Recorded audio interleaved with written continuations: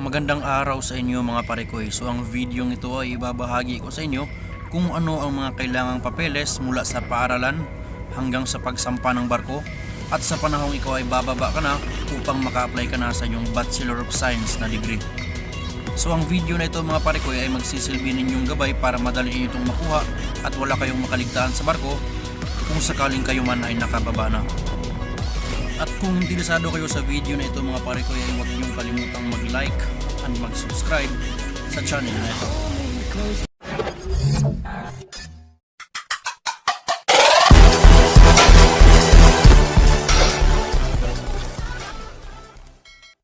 So eto na nga mga parekoy, ngayon ay sisimulan na natin at isusulat natin kung ano nga ba yung mga requirements ng isang kadete sa barko para pagbaba niya ay pwede na niyang may comply yung kanyang Bachelor of Science na degree. So pinaka-importante naman itong kunin mga parekoy dahil kailangan nating makuha yung ating TOR o yung pang 4th year natin na TOR sa apprenticeship at makuha din natin ang ating diploma sa paaralan. At once na nakuha mo na yung mga credentials mo sa paaralan parekoy ay pwede ka nang mag-decide kung gusto mo mag-exam ng OIC para maging official ka sa barko. So unang-unang gagawin mo mga parekoy ay siyempre magpapa-enroll ka muna sa inyong institusyon para naman malaman ang inyong STO na kayo ay kasalukuyang sasampa ng barko o kayo ay nakasampa sa barko. Since 4-year course naman yung kurso natin mga parekoy, ay ibig sabihin ay magpapa-enroll pa rin tayo sa ating institusyon ng ating ika-4 na taon or yung ating 1-year apprenticeship mga parekoy. So ito ngayon yung ating binabayaran na balance sa ating institusyon kapag tayo ay kukuha ng BS, dahil kapag nabayaran natin ito at na-comply natin yung mga papeles ay bibigyan tayo ng panibagong transcript of record mga parekoy na galing naman sa ating apprenticeship. So since enrolled ka na sa inyong institusyon mga parekoy ay pwede ka nang kukuha or bibigyan ka or bibili ka ng TRB or yung tinatawag natin na training record book mga parekoy. So yung TRB nito ay dapat approve sa inyong paaralan dahil ang mga TRB ay kasulukuyang mag-update.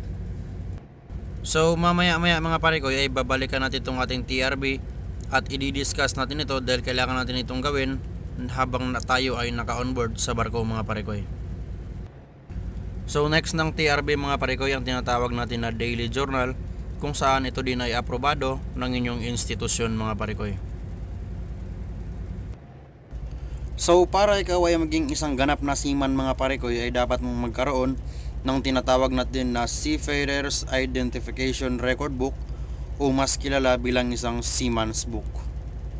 So ito yung pinaka nagsisilbi mong ticket sa barko mga parekoy para na rin sa iyong identification. So yung panghuling requirement dito mga parekoy sa part 1 natin ng ating medical certificate kung saan dito natin malalaman na tayo ay fit to work sa trabahong barko. So next topic natin mga parekoy, kung tayo man ay nakasampa na, nakahanap na tayo ng kumpanya or nasa barko na tayo, ay pag-usapan naman natin kung ano yung ating dapat gawin sa mga papeles na ihahanda para sa ating kukuha ng bachelor na degree parekoy. At gaya ng sinabi ko kanina mga parekoy ay babalikan natin yung ating training record book or yung TRB. So sa TRB mga parekoy, dito nakasulat yung ating ship's particular. Ibig sabihin, dito nakasulat kung anong klase ng barko ka, anong meron sa barko ninyo. At syempre, ang TRB ay pirmado naman ng mga opisyal. Pirmado ni kapitan, ni chief mate, ni second mate, ni chief engineer, o sino mang opisyal na pwedeng humawak sa iyo. So yan, tatakan yan ng ship stamp natin. At syempre sa TRB nakalagay din dito kung anong mga trabaho na nagawa natin ay checkan natin ito na ibig sabihin ito ay nagawa natin sa barko at gagawin talaga natin yung ating TRB sa loob ng ating apprenticeship mga parekoy. So kasunod ng ating TRB mga parekoy yung ating tinatawag na daily journal. So itong daily journal mga parekoy, ito ay pumapaloob sa yung watchkeeping. So kung deck ka, ito ay yung deck watchkeeping ninyo, or sa engine naman ang aming engine watchkeeping. So nakasulat sa daily journal mga parekoy na mayroon tayong standard na minimum of 180 days na watchkeeping.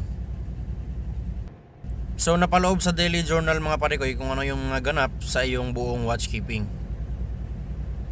Kasunod dito mga parekoy yung ating tinatawag na Seaman's Book. So sa Seaman's Book mga parekoy, ito nga sinasabi ko kanina yung iyong identification book. So ngayon papirmahan mo ito kay kapitan, lalagyan mo ito kung kailan ka nag-embark, kailan ka nag-disembark, lagyan mo ito ng ship's particular, at syempre ilalagay mo rin dito kung ano yung rank mo, kung ikaw ba ay deck cadet or kung ikaw ba ay isang engine cadet. At so kapag sigurado ka na sa naka-fill up sa iyong Seaman's Book mga parekoy, ay pwede mo na itong papirmahan kay master or kay captain. At syempre, kasabay diyan, lagyan mo ng ship stamp para naman malaman na ikaw ay nanggaling sa barko na yan na yung kinuhaan ng ship's particular mga parekoy.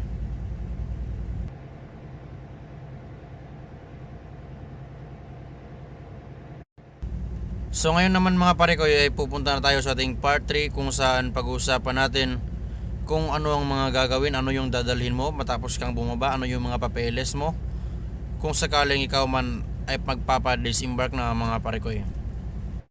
So sa puntong ito mga parekoy ay pag-usapan naman natin kung ano nga ba yung mga papeles na ating marireceive galing sa opisina at kung ano nga ba yung mga papeles na ating ihahanda na ating dadalhin na galing sa barko at kailangan nating papirmahan pa sa ating kapitan o kahit sa Coast Guard pa mga parekoy. So since natapos mo na yung 12 months apprenticeship mga parekoy, ay bibigyan ka na ng opisina ng tinatawag nating Sea Service or mas kilala bilang CS. So yung CS na ito ngayon mga parekoy ay dapat itong naka minimum of 12 months. Ibig sabihin isang taon ka talagang nakasampa sa barko mga parekoy. Since 12 months or 1 year yung pinag-usapan natin dito mga parekoy, ay siguraduhin ninyo na nakalagay sa inyong Sea Service ay nakakadete yan. Ibig sabihin ikaw ay maaaring deck cadet or ikaw man ay engine cadet. At kapag sinasabi natin 12 months mga parekoy, ibig sabihin yan yung minimum, hindi pwedeng bumaba ka sa 365 or 366 days mga parekoy. Ibig sabihin mas mabuti pang lampasan mo yan kaysa ikaw ay makulangan ng araw ng iyong Sea Service, kasi isa rin yan sa dahilan na ikaw ay mag-invalid. So next na pag-uusapan natin mga parekoy yung isang bagay na kukunin din natin sa barko, dahil nga ang papel nito ay isang record kung saan tinatawag itong Master's Declaration of Safe Departure. So ibig sabihin mga parekoy, yung bridge ang may copy nito. So ngayon kukuha tayo ng photocopy nito mga parekoy at patatakan natin sa barko ng tinatawag natin na certified true copy. Ibig sabihin na nanggaling talaga sa barko yung kopya natin dito mga parekoy. So kapag natataka na ng barko yung iyong MDSD mga parekoy, meron itong certified true copy, ay pwede ka nang pumunta sa Philippine Coast Guard or PCG mga parekoy para patatakan mo ito ng certified true copy sa kanila. Ibig sabihin kasi ng MDSD mga parekoy, dito natin malalaman na yung barko natin ay nakaraning talaga, hindi tayo naka-dry dock. So bawat biyahe natin mga parekoy, bago tayo makaalis sa may puerto, ay magpapatatak tayo sa Coast Guard. Ibig sabihin na tayo ay naalis na, at sa patunay na yan mga parekoy, malalaman natin na tayo talaga ay bumabiyahe. Ibig sabihin running yung vessel natin mga parekoy. At syempre mga parekoy, bago ka pumunta sa PCG ay dapat pirmado ito ni kapitan. Merong master signature, merong ship stamp, para naman pagdating sa Coast Guard ay automatic na. May konting tanong na lang at syempre pipirmahan ka rin naman ito. So sa MDSD naman mga parekoy, dapat mong magkaroon na 12 copies. Ibig sabihin bawat buwan ay meron kang copy ng MDSD sa barko. So ngayon mga parekoy, yung pinaka-purpose lang naman ng ating MDSD ay malalaman ng Coast Guard kung ano yung mga kargada nyo, saan kayo papunta, at syempre dahil sa record na yan ay malalaman ng Coast Guard kung sino yung crew na meron sa barko. So next na papilis mga parekoy na kukunin mo sa barko ang tinatawag nating crew list. So itong crew list mga parekoy, ito yung nagsisilbi nating attendance sa bawat araw hanggang sa bawat buwan mga parekoy, kung may bababa man or kung sino man yung papalit sa kanya. So ibig sabihin mga parekoy, yung ating crew list ay hindi siya naka-stagnant. Ibig sabihin bawat buwan pwede itong mag-update kung sino mang bababa at kung sino mang papalit sa kanya.